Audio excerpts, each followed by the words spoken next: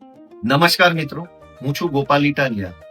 વિસાવદર, ભેસાણ અને જુનાગઢ ગ્રામ્ય આ મત વિસ્તારમાંથી સુરતમાં રહેતા હોય એવા મારા વડીલો, યુવાનો, માતાઓ, બહેનોને એક સંદેશ આપવાનો છે કે આમ તો આપણા સૌરાષ્ટ્રમાં એવી પ્રથા છે કે જ્યારે ચૂંટણી હોય, સરપંચ કે વિધાનસભા કે કંઈ પણ, તો દરેક પાર્ટીના ઉમેદવારો સુરતમાં સભા કરે અને મતદારો પાસે મતની અપેક્ષા વ્યક્ત કરે.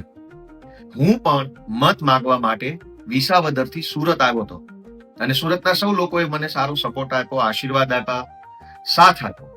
એટલે હવે હું મારી ફરજના ભાગરૂપે પહેલી વખત, આમ તો કદાચ ગુજરાતમાં આવું કંઈ થયું હોય તો મને ખ્યાલ નથી, પણ ચૂંટણી જીત્યા પછી મતદારોનો આભાર માનવા, મારા લાયક કંઈ કામકાજ હોય તો એ કામકાજ પૂછવા, તમારી પાસે કોઈ પ્રશ્ન, સૂચન, મુદ્દા, સમસ્યા કંઈ હોય તો એ જાણવા માટે, અને આપણો આ જે નવો લાગણીનો સંબંધ છે વિસાવદર, ભેસાણ અને જુનાગઢ ગ્રામ્યના મતદારો અને આગેવાન તરીકેનો આપણો જે સંબંધ છે એને મજબૂત બનાવવા જન સંપર્ક કાર્યક્રમ કરવા હું સુરત આવું છું.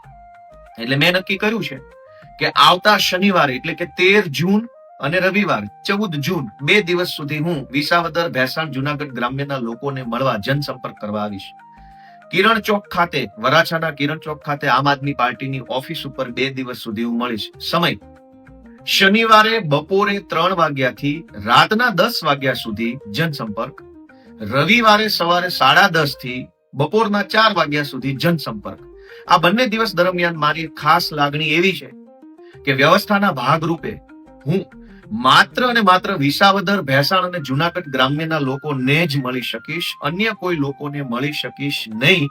એ બદલ હું માફી માંગુ છું.